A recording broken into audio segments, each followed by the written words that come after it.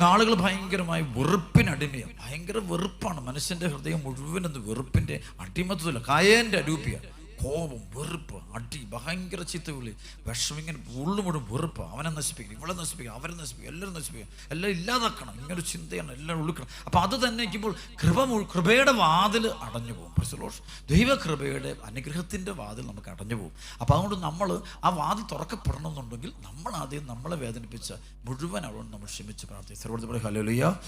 നമ്മൾ പെട്ടെന്ന് എല്ലാം വെച്ചാൽ എനിക്ക് ആരോടും കൊടുക്കാൻ ഉദ്ദേശമൊന്നുമില്ല, ഞാൻ എല്ലാവരും ക്ഷമിച്ചത്. ഇത് പറയുമ്പോൾ നമ്മൾ മറ്റുള്ളവർക്ക് കുറ്റം, നമ്മൾ ആരോടാണ് ക്ഷമിക്കാത്തതെന്ന് വെച്ചാൽ ക്ഷമിച്ചോ എന്ന് കണ്ടുപിടിക്കാൻ വഴി ഞാൻ ഇന്നും നമ്മൾ ആരെക്കുറിച്ചെങ്കിലും കുറ്റം പറയുന്നുണ്ടെങ്കിൽ, രഹസ്യമായോ പരസ്യമായോ നമ്മൾ ആരെക്കുറിച്ചെങ്കിലും കുറ്റം പറയുന്നുണ്ടെങ്കിൽ അതിനർത്ഥം ആ വ്യക്തിയിൽ നിന്നൊരു വിഷമം, ഒരു മുറിവ് നമ്മുടെ ഉള്ളിൽ കിടപ്പുണ്ട്. പ്രൈസ്. ആ വ്യക്തിയിലൂടുണ്ടായ ഒരു പ്രശ്നം നമ്മുടെ ജീവിതത്തിൽ കിടപ്പുണ്ട്. നമ്മൾ ആ വ്യക്തിയോട് ക്ഷമിച്ചിട്ടില്ല, നമ്മൾ ആ വ്യക്തിയോട് ക്ഷമ ചോദിച്ചിട്ടില്ല. അതുകൊണ്ടാണ് ഇപ്പോഴും നമ്മൾ ആ ആളുകളെക്കുറിച്ച് കുറ്റം പറഞ്ഞുകൊണ്ടിരിക്കുന്നത്. പ്രൈസ്. അപ്പോൾ നമ്മൾ ആരെക്കുറിച്ചൊക്കെ ലോകത്ത് കുറ്റം പറയുന്നുണ്ടോ, അപ്പോൾ അതിനർത്ഥം ആ വ്യക്തിയിലൂടെ നമുക്കുണ്ടായിരിക്കുന്ന ഒരു മുറിവുണ്ട്. പ്രൈസ്. നമുക്കൊരു വിഷമമുണ്ട്, നമുക്കൊരു തിക്താനുഭവം ഉണ്ടായിട്ടുണ്ട്, നമുക്കൊരു നെഗറ്റീവ് എക്സ്പീരിയൻസ് ഉണ്ട്, പീഡനം. അപ്പോൾ ആ വ്യക്തിയോട് നമ്മൾ ക്ഷമിച്ചിട്ടില്ല. അപ്പോൾ ആ വ്യക്തിയോട് ക്ഷമിച്ച് കഴിയുമ്പോൾ എന്താ, നമ്മൾ ക്ഷമിച്ച് കഴിയുമ്പോൾ പിന്നെ നമ്മൾ ആ വ്യക്തിയെക്കുറിച്ച് കുറ്റം പറയില്ല. ആ വ്യക്തിക്ക് നന്മ ഉണ്ടാകാൻ വേണ്ടി പ്രാർത്ഥിക്കും. പ്രൈസ്. ആ വ്യക്തിക്ക് വളർച്ച ഉണ്ടാകാൻ വേണ്ടി പ്രാർത്ഥിക്കും. പ്രൈസ്. ഹല്ലേലൂയ.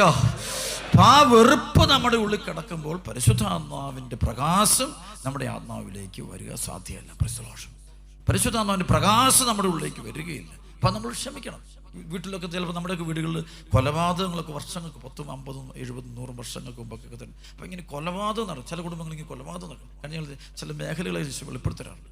അപ്പം അത് ക്ഷമിച്ചിട്ടില്ല. 2 Corinthians പറഞ്ഞു ഹല്ലേലൂയ. 2 Corinthians പറഞ്ഞു ഹല്ലേലൂയ. ക്ഷമിക്കണം. നമ്മൾ അത്ര വലിയ ദുരന്തങ്ങൾ വന്നിടണം. നമ്മൾ ഒരുപാട് പീഡിപ്പിച്ച, നശിപ്പിച്ച ക്ഷമിക്കണം. അന്ന് ഈശോയുടെ ഞാൻ കഴിഞ്ഞ ആളുകൾ ഒരു പ്രാർത്ഥനാ ഗ്രൂപ്പിൽ ഇരുന്നപ്പോൾ എനിക്ക് അവരൊരു പ്രാർത്ഥനയിൽ ഒത്തിരി ഇഷ്ടപ്പെട്ട കാര്യം, ഒരു ജപമാല ചൊല്ലുന്നതിനിടയിൽ പോയിന്റ് ഈശോയുടെ പാപങ്ങൾ ക്ഷമിക്കണമെന്ന്, നരകത്തിൽ രക്ഷിക്കണമേ, എല്ലാ ആത്മാക്കളും പ്രത്യേകിച്ച് സഹായം ആവശ്യമില്ല, ഒരു ശുശ്രൂഷത്തിലേക്ക് ആനയിക്കും. ഇത് പറഞ്ഞ ശേഷം അവർ പ്രാർത്ഥിക്കുന്നു, പിതാവേ, ഇവർ ചെയ്യുന്ന ഇവർ അറിയുന്നില്ലെന്ന്, ഇവരോട് ക്ഷമിക്കണമേ എന്നറിൽ ചെയ്ത് ഈശോയെ ഞങ്ങളെ വേദനിപ്പിച്ച് മുഴുവൻ ആളുകളോട് ഞങ്ങൾ ക്ഷമിക്കുന്നു. പ്രൈസ് എന്ന് പറഞ്ഞിട്ടാണ് അവർ അടുത്ത രഹസ്യം ചൊല്ലുക. അപ്പോൾ എല്ലാം പ്രാർത്ഥനയിടയ്ക്ക് അവർ ഈശോ ചൊല്ലിയ പ്രാർത്ഥന, പിതാവേ, ഇവർ ചെയ്യുന്നതെന്ന് ഇവർ അറിയുന്നില്ല, നീ ഇവരോട് ക്ഷമിക്കണേ. പ്രൈസ്.